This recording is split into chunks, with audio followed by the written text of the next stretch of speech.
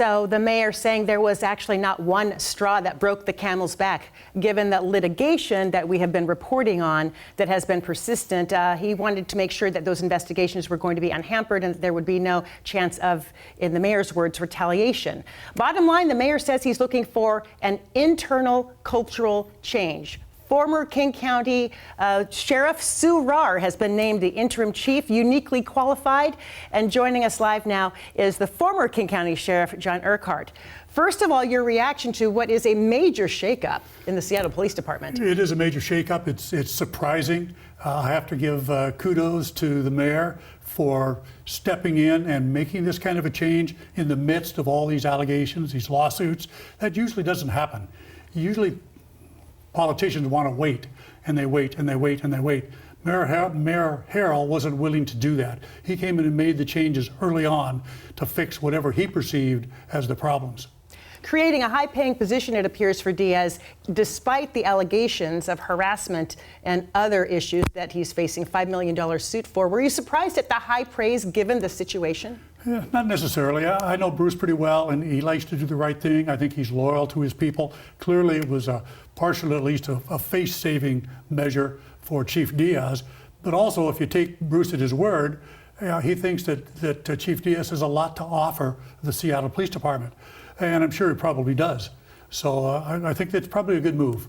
He called Sue Rahr the right person, the right choice, at the right time to change the culture of the police department. You worked with former Sheriff Sue Rahr, now Chief Sue Rahr. What can you tell us about her and her leadership? I did. I worked for her for many, many years, as a matter of fact. One thing I will say about her is she doesn't suffer fools very well. So I can see her going in there and making some changes, not being afraid to make changes as she sees the Seattle Police Department does, primarily in the command staff, because that's who she's going to have to work with. That's number one. Number two, she wrote an article in The Atlantic probably 2 or 3 years ago, and she talked about cultures of police departments and how important they were, as she did today. What she also said in that article, she didn't really realize how important culture was when she was sheriff. But since then, she's had an epiphany, and she really understands that culture is the number one thing that we have to have in a successful police department, and it's also the hardest thing to change when you have a police department. But she realizes that, so that means if anybody can do it, it's going to be Sue. She said she's going to focus on listening. We know that, as the mayor said, she's part of the 30 by 30, have increasing female recruitment by 30% by the year 2030.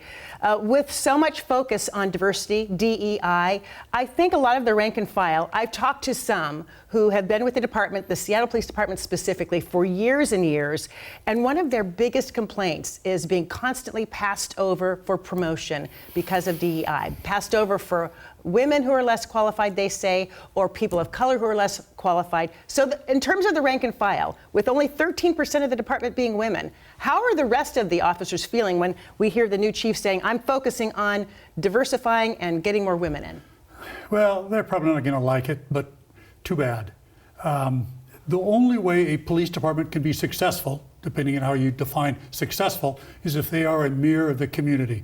And police departments, including the Seattle Police Department, including the Sheriff's Office, are not mirrors of the community. They are mostly white males. They look exactly like me. And that has to change. And the sooner the rank and file realizes that, the better they're going to be able to accept that. The key is how leaders go about making those changes. And if the changes are seen to be unfair, then they're going to get pushback.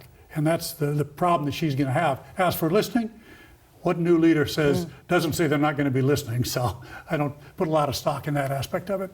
One commander on the news today described the situation to me this way, calling it a broken bureaucracy with broken people that will take a generation to repair. I don't know, because I've never worked at the Seattle Police Department, but I wouldn't be surprised if that wasn't accurate. Most police departments are going to take a generation to repair, depending on your definition of repair. My definition is, does the community accept us? Does the community accept the job that we do? Are we successful in doing that job? biggest problem I ever had was keeping the support of the community. And that's the thing, same thing that now Chief Rahr is going to have. How does she keep that support, especially when Chief Diaz in the community was so well liked? That's going to be a tough nut to crack. And it's not been confirmed, but we have unconfirmed reports from people within the Seattle Police Department that some of the top command staff is also being replaced, or at least they've cleared out their desks and may be reassigned or may be leaving. So really, most of the top leadership, it appears, is in transition. So how should the public be feeling about public safety when they already have so many concerns about feeling safe in their communities? I don't think this particular move has anything to do with public safety.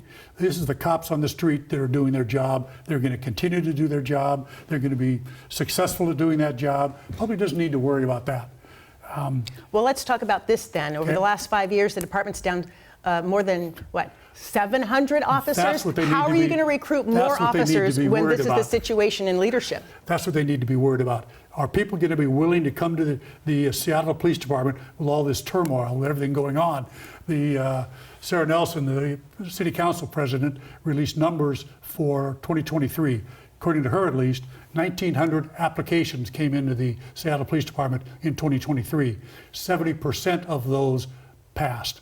So that's 1,400 people to pick from. That's a tremendous success from a recruiting standpoint. They ought to be able to fill their numbers from the number of people that want to be a Seattle cop. But what she didn't talk about was the bottleneck, which is the State Police Academy.